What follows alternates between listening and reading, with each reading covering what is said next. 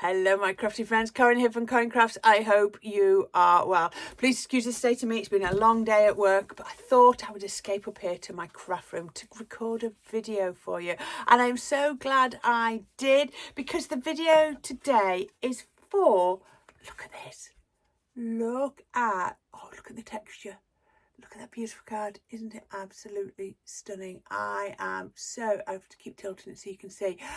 But the reason I did this is it's all about creating your own stencils. I made my own stencil using one of my own signature collection dies, but you could be using anything, and created a stencil in the background, and then we put that beautiful leaf on. But I love the colour range.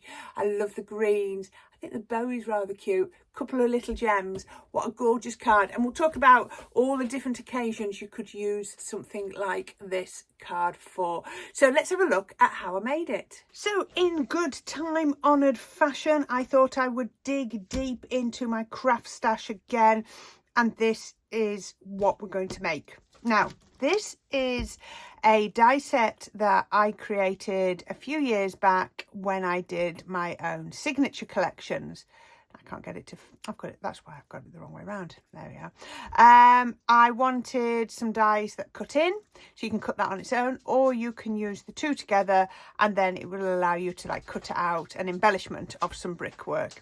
And I'm going to use it not to actually create an embellishment, but to create a stencil, because it's all about using different ways to, you know, to use your dies. We like to do that. And then also I'm going to use these two, what are they? They're maple leaves? I'm not quite sure. They're from this Paper Discovery. I bought this set second hand from Lou Collins because she does the charity craft stash, D-stash, and I bought those. So that's what we're going to use. Now, I've got my card here. Regular multi-purpose cardstock. I use 300, 350 GSM. That's just my choice, but you can get away with 280, 250, be absolutely fine. Now I've cut this to, sorry, move that out of the way, 4.5 by 6 inches. I really like that. I mean, we often see standards are 4 by 6 and then 5 by 7, but I like 4.5 by 6. I just like the dimensions of a 4.5 by 6. It just works for me. Now, my card base that I'm going to put it onto is this one, and it is 6 inches. So if I actually turn that round like that, it'll prove that it's 6 inches, because yep, the width of the card is the same as the height of the topper, by 7.5 inches. So I've got exactly 1.5 inches to the side and to the bottom. Obviously we're going to put it in the middle, and onto there I've just put some cardstock. I literally went through my box of bits and pieces and I saw this and I love the colour, and I actually worked back from this, found this one, and then I found some card to go with it. And onto there I'm going to pop this. Now this is why I've gone up 1.5 inches, because I've actually left a bigger border than I would normally. I'm actually showing you here what I have cut out, just so that you can see, to make the most of this card. I've actually cut that leaf that I want out of there. So I've just gone white multi-purpose. I could have gone cream, because that's got quite a cream bent to it, and then I've gone on it was a little scrap of multi-purpose, not multi-purpose, Century Pearl in the mint green, which I loved. So I'm going to put those two on flat. So I've got 3 layers plus my card base, nice and flat, and that's going to go on to there like that. Just put that. Now, as I always do, I'm going to get something like, that's not big enough, so let's get something a bit bigger. I'm going to get a stamping platform. Let's move that out of the way so it's not distracting. And I'm going to move that to one side, and I'm going to put something heavy such as punch onto the top, and that will then just make sure that dries nice and flat. I just think it makes all the difference, and that can be going whilst we do the topper. So I mentioned that I'm going to be using this die to do my stenciling. If you've got any dies that cut into your cardstock and cut a shape, I've got the brickwork. Again, it could be hearts, it could be butterflies, it could be floral, it could be splats, anything that you want. Now, I like this because it cuts, I can separate the outside and the inside. If you've only got something like this as a solid die that you can't separate it, then you can still create like a die cut. So it would be more like, let me just think. it would be more like this. So it'd cut it out and you could use your stencil like that. I mean, that one would make a lovely stencil. Or how about, I'm just looking at things I've got around me. One of the my recent ones, you could be using that. So you can cut it out and then you can still stencil, put your texture paste through. But what we're going to do, I've done, is I have die cut into a piece of craft card. And because I've taken the outside die off, it's cut it into the card. That would be lovely, wouldn't it? As a little bit of a background, you could be doing, you know, you could do that. But what we're actually going to do is we're going to stencil through it. Let's see if I can see my craft mat, which I can't see. Oh, it's falling down, that's why. There's my craft mat, just to protect the surface. Now I'm going to do the 2 sections, and if I had the time, I would leave them to dry between doing one and the other. But I've sort of worked out how to do it now, where you can do the 2 together. So this is my Ranger Distress Texture Paste. It's opaque. I love this because it's a really good white colour, so you can see on there. I really do like that. So I'm going to have to buy another one of these quite soon, I think, because I'm using quite a lot since I found this. So the only thing that you have with when you do this this way is it's a little bit harder to actually see where you're laying it. So you just got to sort of try and work it out. Now I have put a little bit of adhesive on the back just to try and make it go down, you know, not have any gaps. And that's the difference between using oh, I've got a lump. That's the difference between using a you know, an actual stencil and you making your own. But we can work with that. Now it doesn't matter I've got lumps because this is texture paste. Actually, I can flatten those down, can't I? And I want it textured. I just want to make sure I've got solid brick, you know, full bricks. If you didn't want full bricks, you could do that. So then once you've got that, you can then just take off any excess. See, that's a little bit high just there. That's because it's a little bit lumpy and bumpy, but never mind, we get there. And then I can, ooh, I've not got through all the bricks bits there. There we go. And then I can peel that off. Oh, this one's actually done better than the one I'm going to be using because I put the adhesive on the back. Let's then put the other one, another one on that side. Oops, that's coming off. Now what I need to do is I need to hold it up a little bit because, well, once I start putting the pressure on, because I don't want it to go through. Or I could just do a smaller area if I wanted to. I'm just making sure that doesn't press down onto there. Oh, I think I've just put my finger in that one, but never mind. We'll try and work that through. So we can, let's just do a slightly smaller area. This isn't how my finished one is, but I can show you a comparable. When I'm doing things like this, I always have to do a prepped one, because obviously texture paste needs to dry, and I can peel that off. And look at that. I love that. That looks absolutely... So you've got the one brickwork on that side. Now I've just caught that one. As you can see, it's on the back there. This is why it would be good to have the time to do them separate. So I need to put that one to dry. And although this is craft card, I can still get most of the excess off. Look, like that. And then turn it over and get the excess off there. And then I'll be able to use that as a stencil. Again, whether it's with texture paste or with ink, it'll work really, really well. There you go. So I'm going to put that to dry. Once it's dry, I'll just put it under something flat to, you know, to make sure it is flat. Put it all back in the pot. Just make sure it's all in, and make sure you get the lid on nice and tightly.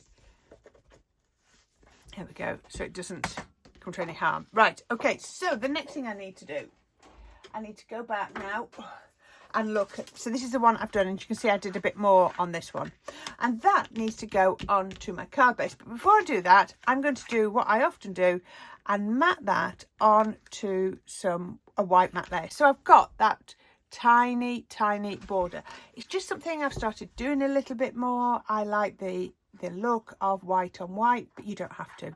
You don't have to do any mats and layers if you don't want to. You could be doing this straight onto your card front. It's entirely up to you. But I just love it when you can use your dies to create your own stencils. It means you can you know, create a theme. I could have die cut this out as an embellishment as well, and then, you know, had the an embellishment over the top so my texture would match the same. Now normally, if it's me, you know, I'm going in and I'm doing inking on the background, but we're going to keep this one quite minimalist. I'm not going to say clean and simple, but we're going to keep it minimalist. All right, that's, I wasn't very straight on there.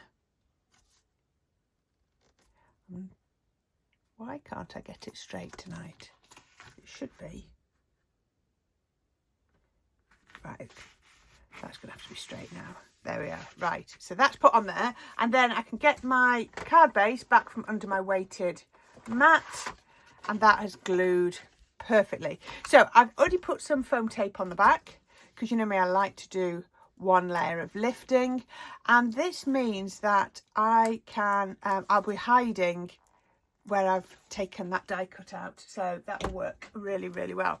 So I would come in with PVA when I'm doing this rather than my more expensive tacky glue, because this works just as well. And all this is doing is, if I should not happen to get it into the right place first time, it's just giving me that time to move it.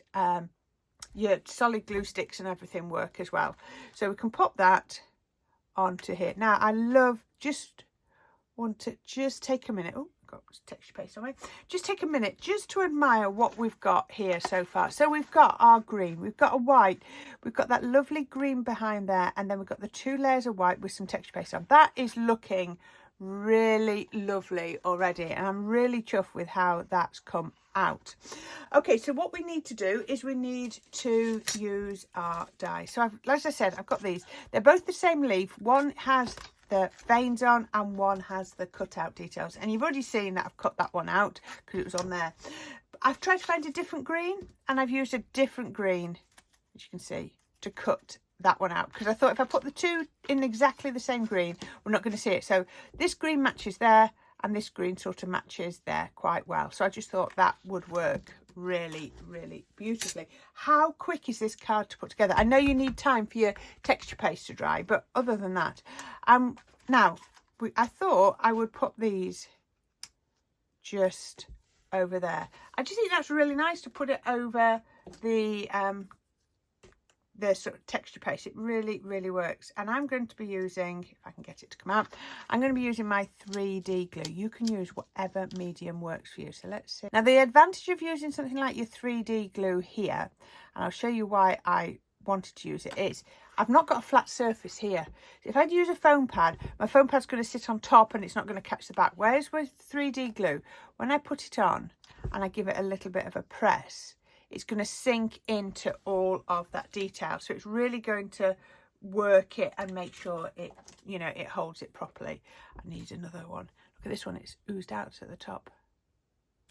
Now this is a little bit more tricky to do. So what I need to do is find some areas where I've got the room to add the 3D glue. And this is another reason for using 3D glue, is it's probably quite hard to do this with foam pads. Doesn't have to be too much, I just need enough to be doing. I just love the colours of this. It just feels really fresh and clean.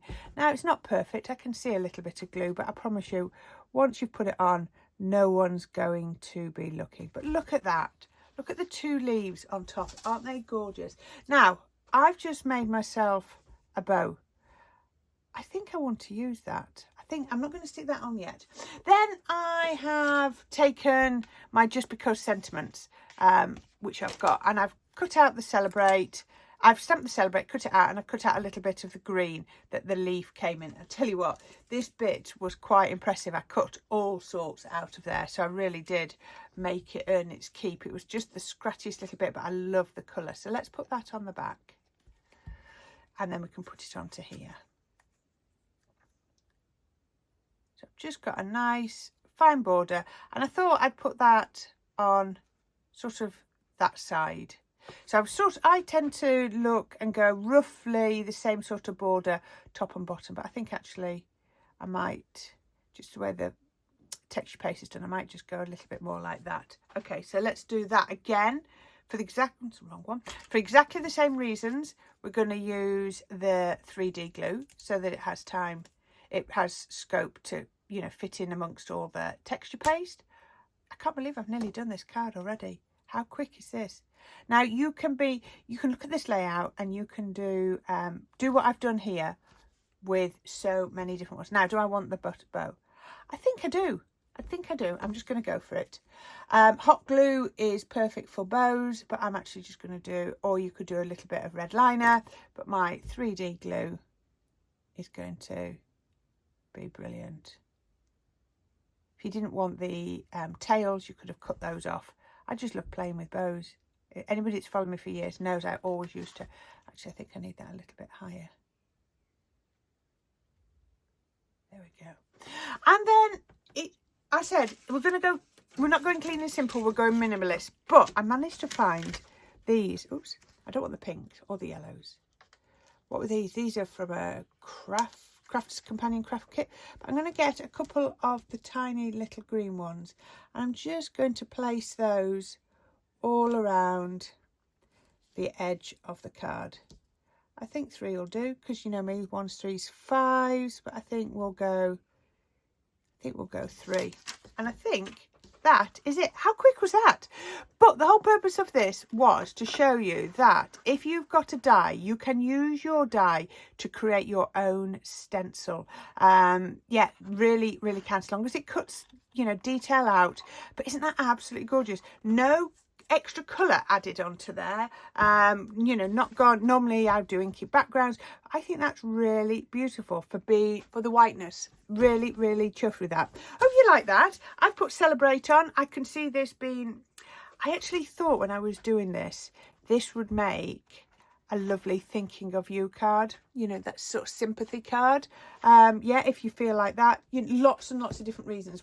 None of us want to make sympathy cards, but unfortunately we do from time to time. So thank you for watching. Nice and brief, hopefully. I've not edited it, but I'm hoping it's going to be nice and brief. As always, I'll put a link on the left, and I will put a link to my subscribe button on the right. So thank you for watching. I hope you've enjoyed this, and I hope it's given you that little bit of inspiration to think, what dies have you got that you could be creating your own stencils, and just add that little bit of texture to the back of your projects. I'm going to go now and leave you, and I will be back very soon with another project. Oh, and it's going to be a little bit different, my next project. I've got it all set up ready to go. Yeah, so until then, my crafty friends, you take care, enjoy your crafting. Please, please don't forget to share your crafty makes with me. If you've been crafting, especially if they've been inspired by something that I have created, I would love for you to share them. So don't forget to click on the videos. Don't forget to click on the subscribe. I forgot the words then. And don't forget to look at the links I put in the description down below. I'll definitely be able to link to the texture paste for that. Oh, I tell you what I was going to do. No, I'm going to leave it at that. I thought about putting a butterfly on, but I don't think I need it. Don't think I need it. We're going to leave it there. Until next time, my crafty friends, you take care, and I'll speak to you all very soon. Bye for now.